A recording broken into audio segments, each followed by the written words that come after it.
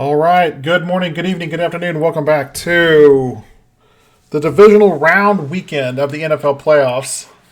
If you checked out my video on the wrap up from the wild card round, I was a perfect 3-0 in the AFC, and the NFC. I'm not sure what happened. I was a perfect 0-3. It was not the greatest. Um, wasn't the greatest picks from me. I said I was going to do some research on these games and break them down, and I am going to break them down, but I have really done very little research, which is fine. Which is kind of what the charm of this channel and of my picks. I did quite a bit. I did some research. I used a lot of Sumer Sports information from their playoff preview. I may pull that up here just to give some talking points, but I think I'm just going to talk about these games and give my thoughts here. I'm going to spend probably the majority of the time talking about the Chiefs and the Bills, but I do want to run through the other games here real quick. So let's go ahead and switch over to the other one here. And let me move my camera down here to the corner. Okay. All right. So this is okay. So we've got these two. Oh, let's pull up. This doesn't save. Okay, so let's see. So we had Green Bay, Detroit, and Tampa won. Buffalo, Kansas City, Houston. Okay. I thought this would save because it saved last year. Okay, so this is what the matchups look like. So I'm going to start, but I'm going to go in order that the games are, which is Texans, Ravens, Packers, 49ers, Chiefs. Oh no, Lions, Buccaneers, then Chiefs, Bills. So Chiefs, Bills last. So we'll start with the Texans and the Ravens. C.J. Stroud, as I talked about last week, has had one of the greatest rookie seasons that I can remember. Maybe the best rookie season from any quarterback in the league. I'm not sure if there's been one that's better. I could be wrong. I would have to go back and do some research on that. But I do think that, at the end of the day, they were still 10-7, which is a respectable record, considering that they were 3-14 last year and had the number 2 overall pick. And is C.J. Stroud the difference between? Is he 7 wins? Is he the difference in 7 wins? I know they got a new head coach. I don't know too much about the rest of their team. I don't know if they return most of their players or if it's like if it's like any typical NFL team. Year to year you retain like 60 to 70% of your players and to 25 to 30% turnover. But you do that over a course of 3, 4, 5 years, and next thing you know, you only have like a handful of players left over from a team 5 years ago. So the Texans, give them tons of credit. DeMeco Ryans is probably going to win Coach of the Year. C.J. Stroud's definitely going to be Rookie of the Year. He's going to probably get some MVP vote. Now that you actually vote for the top 5 in MVP instead of just listing one player, he'll probably get some MVP votes. He's definitely going to be probably, well, I said Offensive Rookie of the Year. He'll probably get some votes for Offensive Player of the Year as well. I think you saw the difference when the Texans didn't have him at quarterback and they had to start Davis Mills. You could see the difference in that team. And Davis Mills is a fine backup. You're not going to win games with him long term, which is why you saw just how important C.J. Stroud is to his team. When it comes to the Ravens, obviously Lamar Jackson, he has put up huge numbers in absolutely huge games against the Lions, the 49ers. Who else did they? He's put up big numbers against all the really, really solid teams. Now he's had some games where he hasn't done a whole lot, and again, people kind of get onto him and say, well, he doesn't have a ton of passing touchdowns. Well, he's got rushing touchdowns too. It's kind of like Josh Allen in that regard. But Lamar has stayed healthy the entire season, which is something that I questioned his ability to do. He's been injured each of the last two seasons for a significant amount of time. And I think the Ravens last year, because they had to play with Tyler Huntley in the playoffs, I think that's really why they couldn't get past the Bengals in the first round, other than there was some weirdness in that game, too. The Bengals always have weirdness when they win playoff games. I'm not saying officiate. I'm just saying weirdness. It's just they're a very lucky team. Anyway, it's not about the Bengals. The Ravens definitely were the class of the AFC this year, and their defense is at the a top three defense, and their offense is really really great at running the football. And Lamar has really shown ability to throw the ball downfield this year. He's always had the ability to do it, but he's been accurate this year. He's been making good decisions. They don't really have a weakness when I guess you could say their wide receivers aren't the greatest, but that's a small nitpick. I mean, they don't do anything terrible.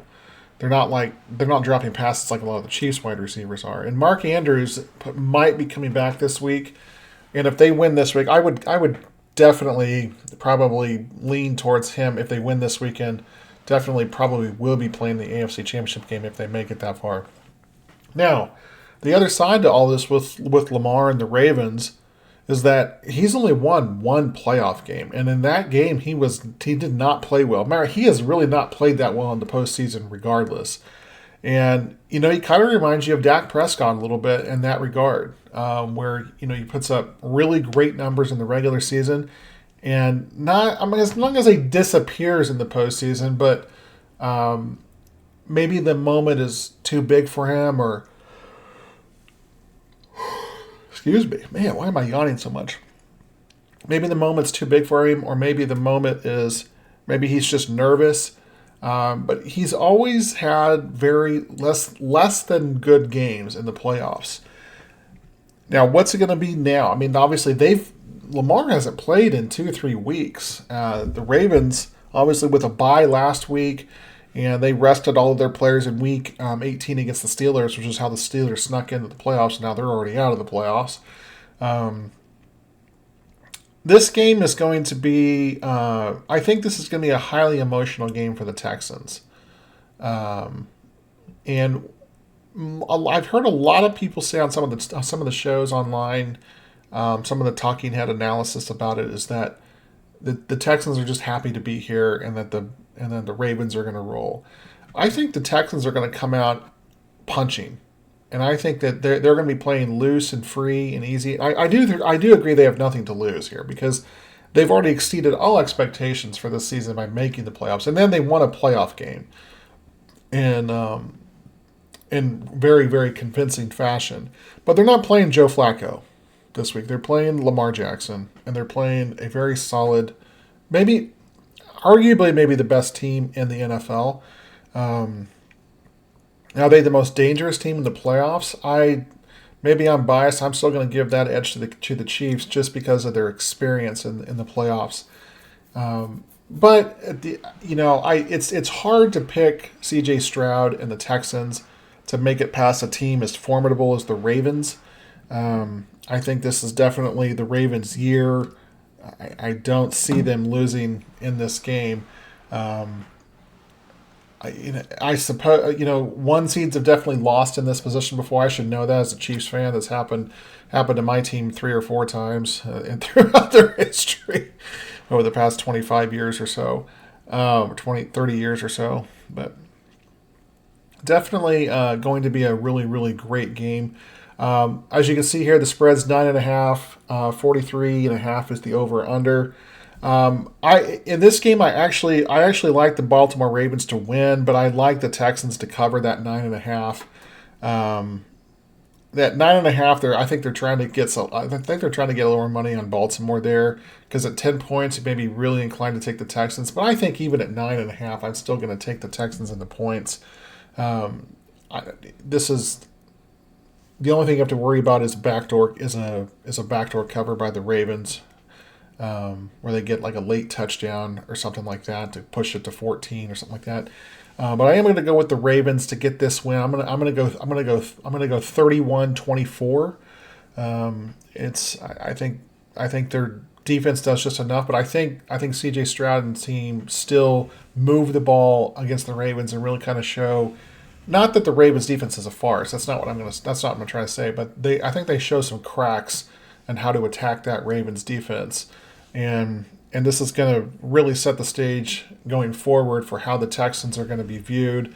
Can C.J. Stroud keep this up into next year, and maybe he becomes maybe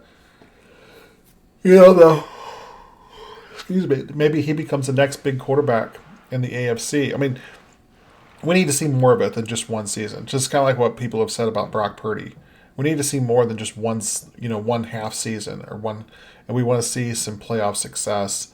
And obviously he won last week, so he's already started off really well in the playoffs. But I gotta tip my hat to C.J. Stroud and the Texans for a wonderful season, but I do think it comes to an end here as I have the Ravens moving on.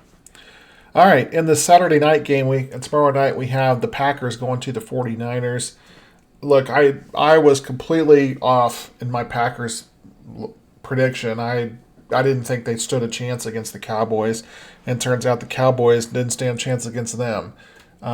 It's just one of the worst playoff losses I've ever seen by the Cowboys. Just complete and utter disaster. And then they scored 16 points in the fourth quarter just to make it look a little closer than it really was. But that was an absolute beatdown by the Packers. Now they're coming in and playing the 49ers in San Francisco. Again, kind of like the Texans, the Packers have absolutely nothing to lose. I think they underachieved from a totality standpoint this season. I had them winning 12 or 13 games. I thought that they would really put it together early on in the season. Jordan Love struggled in the first half, but really turned it on down the stretch in the final 8-9 games or so. It really kind of started with beating the Chiefs, and which is weird because that's also how the Buffalo Bills got on their streak, was by beating the Chiefs. Now, the other side of it, the Philadelphia Eagles beat the Chiefs, and then they lost 7 of their last 8, or 6 of their last 7. So, the Packers are the youngest team in the NFL, and I think I saw a stat that said that they're the youngest team in the playoffs since 1974. And so, what does that mean? It means these guys, they don't know that they're not supposed to be this good. They're supposed to think that they're a couple years away, but they're here. They're here in the playoffs. They are the 7th seed, and it's the first time a 7 seed has ever won. I think this is the 3rd or the 4th season that we've had 7 seeds in the playoffs. Let's see, 2020, 2022, 23. This is the 5th season of it, actually. So I don't see this as a game that's going to, I think it's going to be very close. And I thought the Packers were going to get blown out last week. I'm not going to say they're going to get blown out this week, but when we look at the number here, the spread is exactly the same. It's 9.5 points, just like it is in the Ravens game. Now, they are predicting a little higher scoring game with setting the over-under at 50.5. At 9.5, I'm still going to take the 49ers to cover that, to win and cover. I think the Packers are going to get outclassed here. Just San Francisco has too many weapons, too many really great players. I'm becoming more of a believer in Brock Purdy every time I see him play. But that being said, Brock Purdy, I think, also is I'm going to say the weakest link on their team. He's still I think he's still a really good quarterback. And maybe he was underrated coming out of college, or maybe he just found the right system with Kyle Shanahan. I don't know. Maybe it's a little of everything. But I think the 49ers win this game. I think they win pretty comfortably. I think I'm going to go with like a 38-17, 38-21 type of game. I think it's going to be a similar game to what the Packers and Cowboys game was, but in reverse order for the Packers. I think the Packers kind of get run out of the stadium a little bit here in Santa Clara. It's going to be I think it's going to be a really, really tough road to hoe here for the Packers. But I think that they're going to have I think the fans are going to be very pleased. Obviously, they won a playoff game. Jordan Love looks like the next franchise quarterback for them. It looks like he's finally figuring things out. all those young players are going to be back. They've now the one thing you have to be concerned about is that since they all kind of are around the same age in terms of years of service, they're all going to be coming up for new contracts at the same time too. So they're going to have to decide who they're going to pay and who they're going to let walk because you can't pay everybody on those second, sometimes third contracts. But the Packers, fantastic job of getting here to the divisional round, to the final 8. But I think the 49ers are just going to present too many matchup problems. They have just too much firepower. Somebody's messaging me.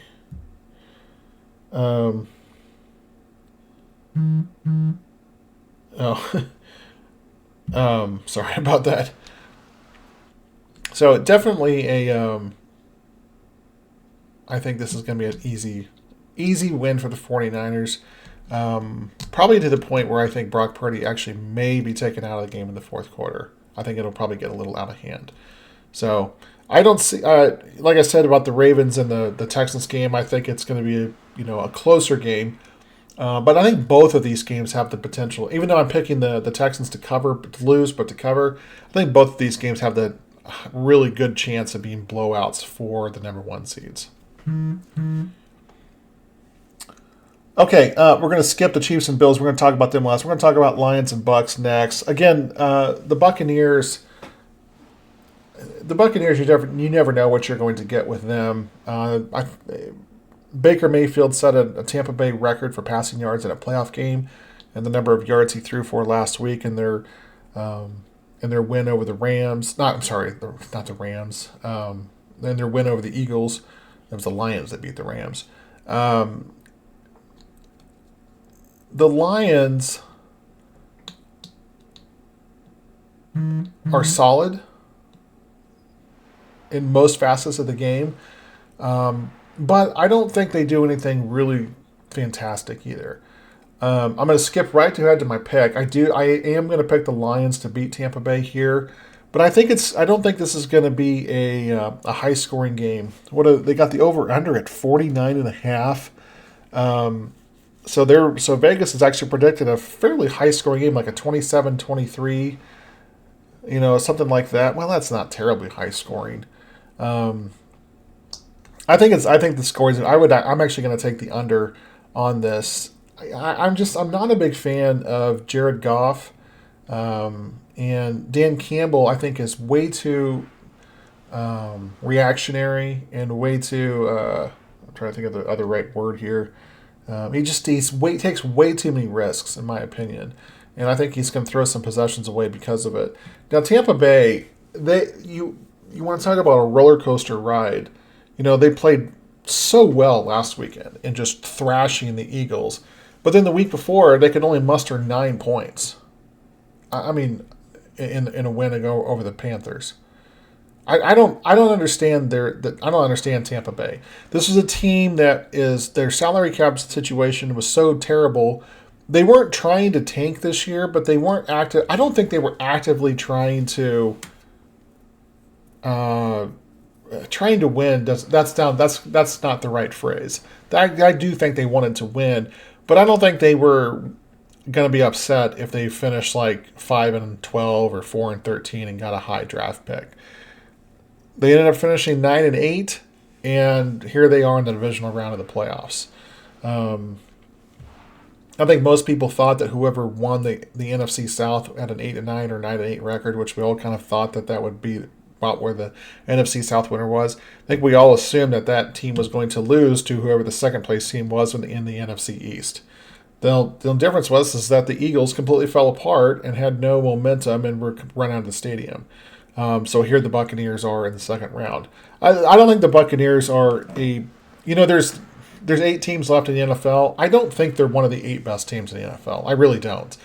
And I don't even know if I'd put them in the top 12. But they're here. You give them all the credit for being here. But I think the Lions win this game. I think it's a close game. I think Tampa Bay's defense will do enough to keep Jared Goff a little off and keep him under pressure. But I don't think the Tampa Bay offense is going to do enough against the Lions defense, which is pretty decent. Nothing fantastic, but they're decent enough. And this is, to me, it's almost like it's hard for me, even though this is the 3 and the 4 seed. It's like this is who we have here in the NFC is the Lions and the Buccaneers, and the Lions have, like I said, have been a great story this year. But I'm still people talking about restoring the roar. I don't know. I guess I'm just not buying it. I'm just not a big believer in Dan Campbell. I think he's too much of a meathead to be to be a successful coach long term. But we'll see. But I am going to pick the Lions to win this game. I'm gonna go 24-13 Lions and get the win over the Buccaneers. And then in the final game of the night or of the weekend is the Chiefs and Bills. So last week when I did my wild card picks, and then I did some just off the cuff picks. I picked the Bills to beat the Chiefs, and I was picking that because, well, first of all, because Buffalo beat the Chiefs earlier this year and they beat them at Arrowhead. I thought Buffalo was riding a good wave of emotion coming off of the win over Miami. Even though those teams beat the absolute living hell out of each other. Both of them did on that Sunday night game. But then I watched the second half of the Pittsburgh and Buffalo game last week, and Josh Allen played a very, very, very solid game. I don't want to say he played a perfect game, but he didn't make any mistakes last week. And the Steelers were still within a touchdown with about 8 minutes to go, and before Buffalo kind of pushed the lead out by 2 touchdowns. Nick Wright, who has, obviously Nick Wright's a big Chiefs fan and has a huge following on his FS1 First Things First show. Nick has been consistently saying this, and it's something I definitely agree with what he's saying here, is that the Bills are getting more respect and more kudos for their 14-point win over the 7-seeded, overmatched Steelers than the Chiefs are getting over a 12-win Miami Dolphin team. An 11-win Miami Dolphin team who was playing for the 1 seed 2 weeks ago, who has a top 3 offense in the league that was not out injured, and they won by 19. This goes to show you there's a different measuring stick when it comes to the Chiefs and NFL analysts and fans. If the Chiefs don't win games 34-10, it's always, what's wrong with the Chiefs? What's wrong with the Chiefs? The Chiefs have the number 2 defense in the league, and they have the number 9 offense in the league. Go look it up. Number 9 offense in the league. And we're asking questions about what's wrong with the Chiefs. What's wrong with the Chiefs is 2 things. One, the scoring is down in the league, 6 points a game across the league. And 2, we're using history to define the Chiefs. We're using some of the best seasons. Like Patrick Mahomes maybe had the best season of any quarterback had in NFL history last year. It definitely can be argued that. And he's had 2 seasons like that. And if he didn't sit out a couple games in the 2020 season, maybe we're talking about 3 MVP seasons for Patrick Mahomes. I could even argue that 2019 he should have been the MVP even after missing 3 games, because in the 13 games he played, he was by far the best player in the league in those games, and he showed it in the playoffs when he just ran roughshod through the AFC and then winning the Super Bowl 54. This game's going to be tough for the Chiefs. It's going to be in Orchard Park. Definitely a very tough place to play. The Chiefs won in Orchard Park back in 2020. And then they won a game there a couple years even before that, before Mahomes was on the team.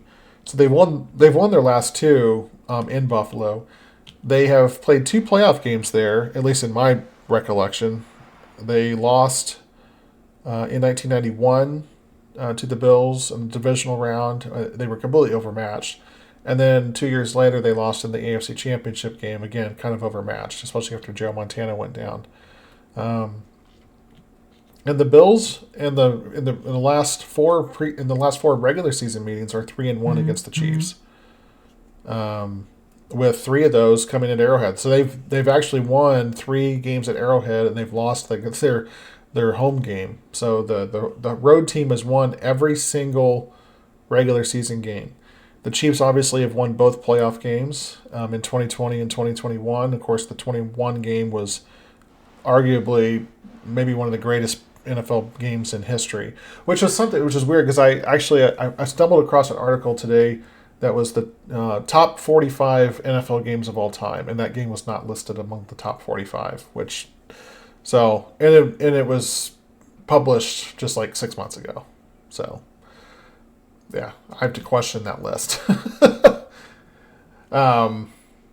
Anyway, about this game, the Bills are coming in after they beat the Steelers.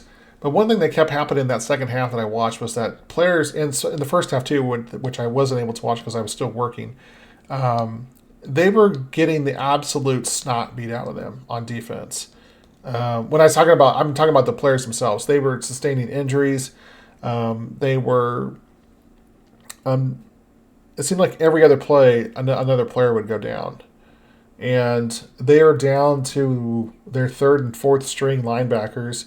They had to get a guy off the street. I don't even know his name, but I know some guy who hasn't even played for him this year, except they signed him before the playoffs, led them in tackles last week. And now everyone's treating that as a positive sign. Oh, look what this guy did! He came in and got all these tackles when he wasn't even on the team, and the Bills can just transition anybody into. Look, I mean, let's see how he does against Mahomes and Kelsey and Pacheco and Rashee Rice, and we'll see what happens here because the Chiefs. Every team is dealing with injuries. Derek Nottie is not going to play for the Chiefs this week, and he's been ruled out. Wanya Morris is also on the inactive list. He's got an injury. I think he's in concussion protocol. But Donovan Smith is back. Some people may not like that, but but he's back and he's going to play. Mike Pennell was signed recently. Mike Pennell has been a kind of a fan favorite Chiefs player over the past several seasons, and is back with the team for the stretch run here. And Pennell, he's a defensive lineman, nose tackle type player, and he just takes up a lot of space. And he's really, really good against the run, and is really good at taking on multiple blocks. So we'll see what happens on that defensive line. But the Chiefs obviously are much more healthy than the Bills are, and I think that's going to work against the Bills in this case. Josh Allen, it's not so much Josh Allen versus Patrick Mahomes. It's Josh Allen versus a healthy and elite Kansas City defense versus Patrick Mahomes against a depleted and injury-riddled Buffalo defense. So which defense is going to step up and stop the quarterback? I think it's foolish for me to think that the Chiefs defense is going to shut down Josh Allen completely. They can. They are talented enough and they're good enough to do it. It's all going to be about what does Josh Allen do. Josh Allen throwing the ball doesn't scare me in the slightest. The Chiefs secondary is one of the best in the league, and they've earned every accolade that they've gotten this year. What scares me about the Bills and about Josh Allen specifically is him running the ball, because he's big, he's strong, he's pretty fast for a guy his size, and he's tough to bring down. The Chiefs have to contain him in the pocket, and they have to collapse that pocket around him and really kind of force the pocket to almost bring him down. Get people in his face and hit him hard and hit him often. I'm not saying hit him illegally, but Josh Allen gets rattled when he takes physical contact in the pocket. And he's not the same type of player, and he sometimes lets that boil over, that frustration boil over into making bad plays. We have to ask ourselves, what kind of quarterback, what kind of player is Josh Allen going to be in this game? It's like the Josh Allen mystery box. You just never know what you're going to get with him. Is he going to come out and play like he did in the AFC Divisional round against the Chiefs? Probably his best game of his career, even though they lost that game. Or is he going to play like he did last year in the divisional round against the Bengals? And the talk around this game by some talking heads is that the weather is supposed to be snowing. It's supposed to be, and they've already called for the public to come and shovel out the stadium again. I'm just like, can't you? These are $1 billion organization. Can't you pay a company to do this? Um, but yet they're. What was I saying? I totally lost my train of thought. Oh, the narrative surrounding the weather is that it's going to favor Josh Allen and the Bills.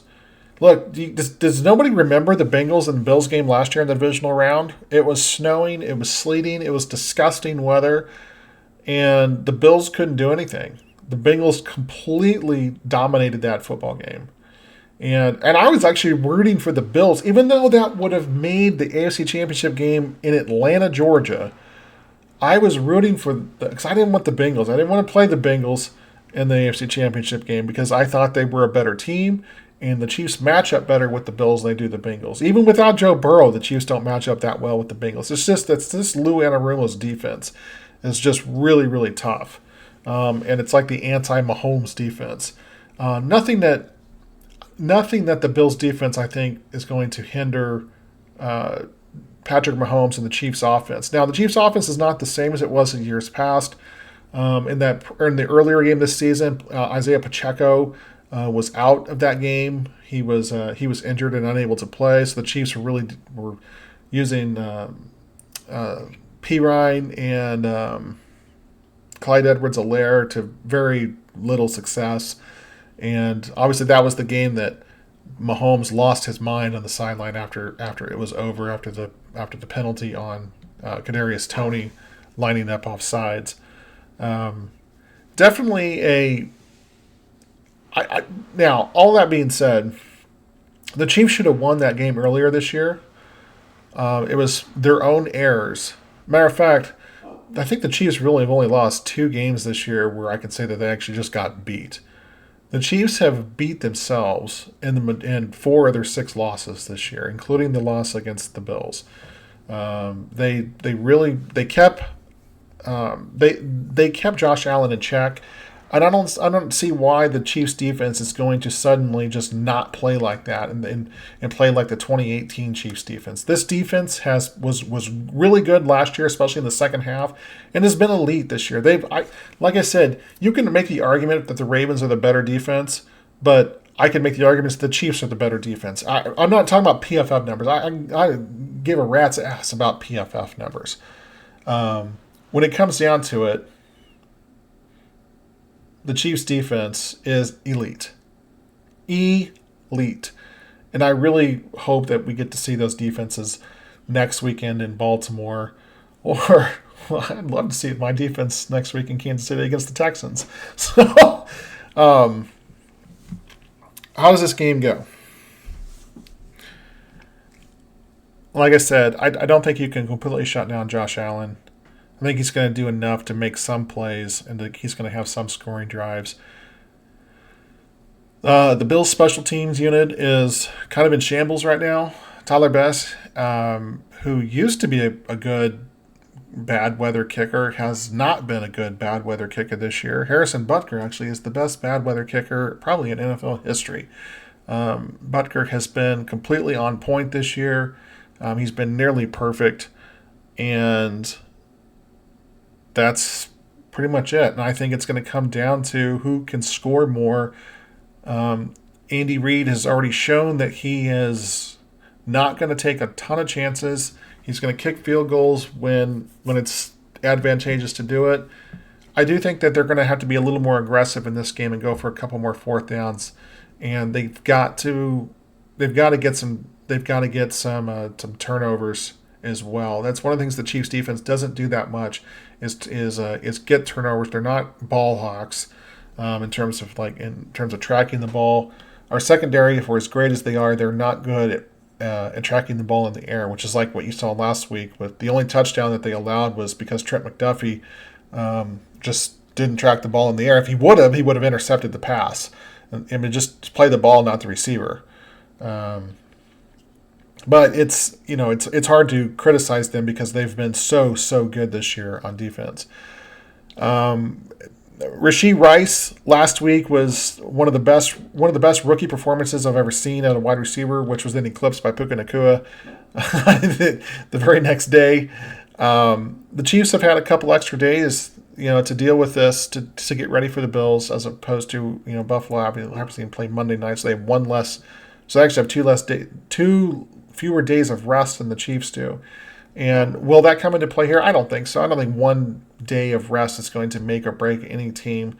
But when I look at it across the board, and I look at matchup strengths against, or when I match up the different units, when I look at the Chiefs' offensive line versus the Buffalo defensive line, I think the advantage is to the Chiefs' O line. When I look at Mahomes passing the ball against the defense of the Bills, I give the advantage to Mahomes, obviously. Our receivers going up against the secondary of Buffalo, I'm going to give that a push right now. Now they are without Matt Milano. They're really really great linebacker in the middle, and I think the Chiefs offense just has, they're +2 +3 over, and from a, if you want to look at a Madden rating, they are significantly better than the defense they're going to be going up against. Now, the defense that the Chiefs are going to go up against, the Bills offense, I think the Chiefs have an edge with their ends going up against the tackles. I think the Bills have an advantage in the interior. I think that's why you're going to probably see a lot of stunts out of the Chiefs in terms of when they choose to rush the passer. Their linebackers going up against the tight ends. The tight ends are the wild card here, and I don't think Dawson Knox. I've heard that has been hurt. I'm not sure he's going to play, but obviously they have Dustin Kincaid, who is I don't know if he's a rookie or a second year player, but I know he's young. He is a really really great young talent, and but Kincaid was held in check the last time the Chiefs played them. And Stephon Diggs, I'm not concerned about Diggs at all. What I'm concerned about is guys like Gabe Davis, who have the ability to run by cornerbacks and use their speed. But Gabe Davis is a hit or miss player. As a matter of fact, I think he's been hit or miss. I think he's kind of fell out of favor with a lot of Bills fans. I just remember the 4 touchdown game he had against the Chiefs in that divisional round game at Arrowhead. And the guy was unstoppable then. Now, granted, he was open a couple times because receiver or defenders fell down and slipped, but it is what it is. And I think the special teams obviously is a huge advantage for the Chiefs. So I see the Chiefs actually holding an advantage in most of the categories when you look at the guys going up against each other. The wild card, again, like I said earlier, will be Josh Allen running the football. But again, as long as you can contain him in the pocket and then collapse the pocket around him and make the pocket sack him, and getting for not easy sacks, but you know what I'm trying to say. That's how you beat Josh Allen. That's how you contain him. And I see the Chiefs actually. I could take the Bills to win a 1-point game and have the Chiefs cover, but I'm not doing that. It's no fun to pick against your team, right? Even though I did pick the Bills to beat the Chiefs in Kansas City when I did my pick segment back in, what was that, week 13 or 14. This time, though, there's no way. Patrick Mahomes is the best playoff quarterback in playoff history. And don't give me Tom Brady, don't give me Joe Montana. Mahomes' numbers are better. Now, does he have the same amount of rings as Brady? Of course not. He has 2 Super Bowl rings and Brady's 7. That's not what I'm talking about. I'm talking about yards per game. I'm talking about touchdown pass. I'm talking about touchdown to interception ratio. I'm talking about the ratios and the average stats. And he's got the best quarterback rating of any quarterback in in playoff history as well. With like a minimum of 10 games. Yeah, you can't. Has to qualify. You know what I'm saying? So what do I see? Buffalo is 2.5-point favorites here. 45 and a half on the over under. I think the Chiefs defense really hands it to Josh Allen in this game, and I think the Chiefs offense does about the same what they did last week. I got the Chiefs having five scoring drives, 3 touchdowns, 2 field goals. I have the Chiefs winning 27-14. I think it's going to be a 20-14 game, like a 6-7 point game around there, and I think the Chiefs score a touchdown to kind of put it away, to put it into a 2-score with about 5 to 6 minutes to go, and I think the defense holds on after that. And I think you see it 27-14 type of game, maybe 27-17, somewhere in there. I think the Chiefs win by double digits on the road. Am I crazy for thinking that? I mean, most people that are picking the Chiefs to win are picking them to win by a field goal. I don't see it. This team flipped a switch. And I'm not going to say that it was flipped last week. I think the switch was flipped when they beat the Chargers 13-12.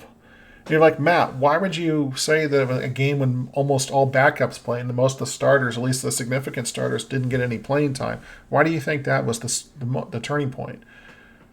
Well, I think part of it was what they did the week before to the Cincinnati Bengals, and kind of exercising some demons from that defense that they had to go up against, because they moved the ball against them. And then there was so much joy surrounding the win with the backups. And then what happened with Chris Jones and getting his 10th sack, and you would have thought they were at some kind of a, concert or something. And there was just so much joy. There was so much laughter and happiness. And the karma felt different. There was the mojo with the team felt so different. Like it didn't feel the same. It didn't feel like, oh, well, they eked out a 1-point win with the backups. No, it felt different. And last week, when going up again into the Dolphins game, I had a little nervous energy about that game. But then I wanted to see what the Chiefs would come out and do. And they came out and they completely blasted the Dolphins. One of the best offenses in the league. Yeah, I know the weather was cold, but you know what? It's January, okay? It's going to be cold wherever you play, unless you play in a dome. So don't give me this weather talk. We're not using it as an excuse, okay? The Chiefs' offense was spectacular last week, and their defense was even better. So Kansas City, I think, is going to win this game by multiple touchdowns, by multiple scores, and I think they're going to move on to face the Ravens. So, Detroit, San Francisco, Baltimore, Kansas City. I have both 1s and both 3 seeds moving on to the conference championship games. And do you think I'm going to have the Ravens beating the Chiefs now? Look, everything changed kind of in 1 week for me when it came to the Chiefs. I saw what they did against the Dolphins, and I saw what the Bills did against the Steelers, which was not, in my opinion, was not impressive, especially on the defensive side of the ball. And their offense was just kind of, while they scored 31 points, I get it. But a lot of it was Josh Allen running the ball, and I think the Chiefs are going to find a way to stop him on that. I think it's going to be a very difficult game for the Buffalo Bills. I'm not going to say this is. I put on Facebook that I've never been more confident about a game than I am about this Chiefs game right now. I might back off a little bit of that. I think maybe the most confident I ever was when the Chiefs beat the Steelers in the wild card round in the 2021 playoffs. I went into that game thinking the Chiefs were going to win 42-7, and they won 42-14. That was an absolute blowout. One of my favorite games to watch too. It's still on YouTube, the full game. It's an amazing game to watch, especially if you started about 8 minutes ago in the second quarter, because it was 7-0 Steelers, and then the Chiefs just went off, scored 35 unanswered points. Anyway, guys, those are my picks. I got the Lions, the Niners, the Ravens, and the Chiefs. Moving on to the conference championship game. This is one of the best weekends for NFL football. I'm going to be able to watch the games tomorrow. I'm going to miss the game on Sunday, the first game The was at the Lions and the Bucs because I'm going to be at a play, but the play will be over by the time the Chiefs and the Bills play. So I'll be able to enjoy myself at a play and not think about football. And we'll come home and watch the Chiefs win. So when we come back next week, we're going to be talking about a Chiefs victory on a Victory Monday, and when we're going to silence all the doubters. Patrick Mahomes, when it's grim, go be the Grim Reaper. Did you guys see his helmet? Did you see that? Oh, it's on my phone. It's not here on my computer. But um, we'll just have to. Well, let's see if I can.